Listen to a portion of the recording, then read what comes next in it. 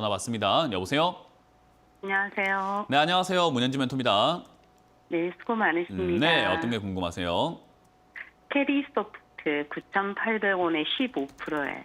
캐리 소프트를 9,800원. 9,800원에 15%요?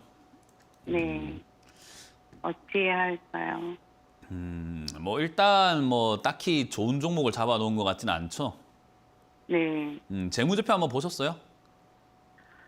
네, 근데 그게 무슨 기술 특례라서 상패 이런 위험은 없다고 들었는데.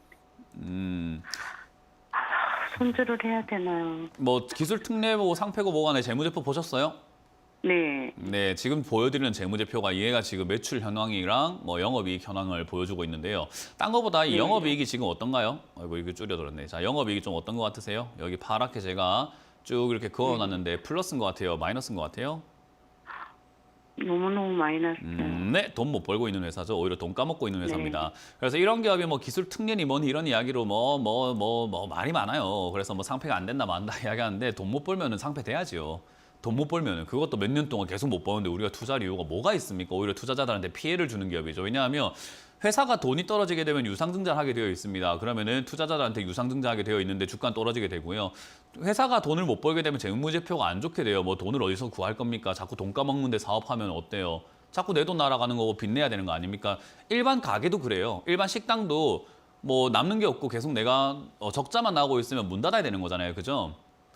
그럼 네. 그걸 문 닫지 않기 위해서 재무제표를 관리한답시고 뭐 정리한답시고 뭐 전환사채 발행할 것이고 또 빚도 많이 낼 것이고 또는 감자도 할 것이고 여러 가지 하게 되면 투자자들한테 피해 줄 게 뻔한 기업인데 이걸 상폐시켜 놓을 이유가 상장시켜 놓을 이유가 뭐가 있냐는 거죠. 그러니까 결국 이런 기업들은 상폐가 안 된다가 아니라 안 좋은 기업은 퇴출되는 게 맞는 거예요. 그게 자본주의의 논리인 거잖아요. 그러니까 상폐가 안 된다는 생각을 하지 마세요. 이런 적자가 연속으로 계속 나는 기업을 투자한 게 잘못인 거예요. 기술 특례니 뭐니라는 그런 달콤한 말에 속아가지고 사버린 거라는 거예요. 그래서 이런 건 좀 보고 투자하는 게 맞다라고 보시면 되고요. 저출산이고 뭐고 간에 그거는 테마인 거고 회사의 내 재물을 보자는 이거예요. 그런 건 그냥 테마, 뉴스 그냥 그런 거라는 거죠. 그래서 그거라도 한번 나오면 제가 좀 그런 거 안 손해를 됩니다. 보다 안 됩니다. 정리를 하려고 절대로 안 됩니다. 그래서 네. 이거는 지금 잘못 산 거라는 걸 빨리 인정하시는 게 네. 맞는 거지. 그거를 뭐 이렇게 생각합니다. 저렇게 생각합니다. 중요하지 않아요. 저출산 테마라고 해가지고 이때 한때 급등이 나왔던 거예요. 왜냐하면 우리나라 저출산 굉장히 심각하고 정부가 올 초에 이제 작년 말부터 올 초에 뭐 저출산 대책 마련하라라고 해가지고 정부에서 이야기를 많이 하다 보니까 저출산 테마 랍시고 올라오긴 했는데 결국 테마 빼면 시책 기업인 거잖아요. 그러면 테마 빼고 시체니까 테마라는 이야기도 결국은 저출산 이야기가 나와야 되는데 그거 언제 나오는지 어떻게 합니까? 대통령께서 해주셔야 되고 정부에서 이야기해줘야 되는데 우리가 언제 할 겁니까? 라고 전화해서 물어볼 수 있는 것도 아니고 그죠?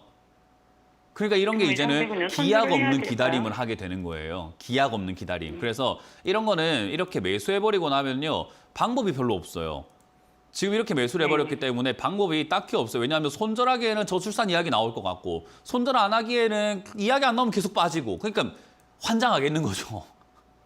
그러니까 이것도 제가 상담하는 입장에서도 팔아라 하기도 저출산 이야기 나올 것 같긴 한데 라는 생각이 들잖아요. 그죠? 그래서 팔아란 말을 못해요.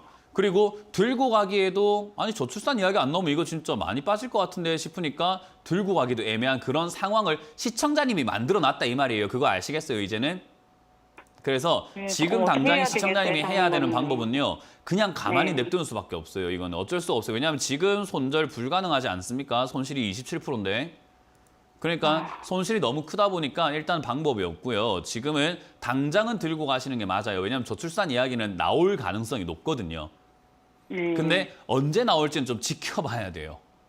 그럼 그 나올 때까지 얘는 주가가 어떻게 되냐면은 계속 이런 식으로 올랐다 내려갔다 올라갔다 내려갔다 하면서 이야기가 없으면 없는 동안 계속해서 주가는 이렇게 하향 곡선을 그릴 가능성이 높은 거죠. 그럼 얘는 6,000원대까지 이렇게 밀리거나 그 이하로도 밀려 내려갈 수 있다는 것을 감수하고 가져가야 됩니다만은 얘가 저출산 이야기 나오면 저기까지 내려가더라도 시청자님 본전까지는 올라오는 힘은 있는 기업인 거잖아요. 그래서 가져가는 게 일단은 손실 없이 나올 수 있지 않을까라고 결론을 내릴 수 있는 거예요. 이해가 되세요? 그러면 그냥 가만히 네, 있어야 가만히 있는 게 되겠네요. 낫습니다. 그래서 이 종목은 이 5,000원까지 내려가거나 했을 때 큰 악재만 없다면 추가 매수라는 게 가장 좋은데요. 저기까지 내려갔을 때 악재가 있는지 없는지는 그때 돼서 확인할 수 있을 것 같아요. 그래서 시청자님은 일을 저질러 놓고 전문가한테 어떻게라고요? 그러면 이게 아니라 지금 일을 이렇게 저지르면 안 된다는 걸 먼저 배우셔야 된다 이 말이에요. 제가 어떻게 해드립니까 이거를.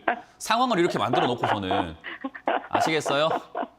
네, 잘 지금 알겠습니다. 상황이 저한테 따지거나 저한테 이야기할 그 문제가 아니에요. 이건 왜 이렇게 샀습니까 도대체가.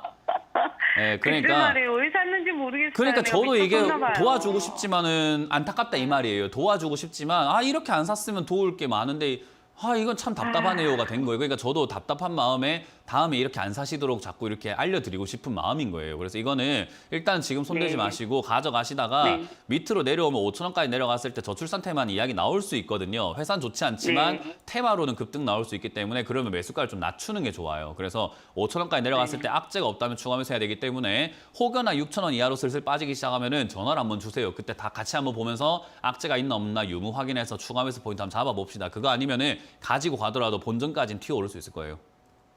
네. 그렇게 잘 정리하시길 너무 바라겠습니다. 감사합니다. 네, 네. 감사합니다.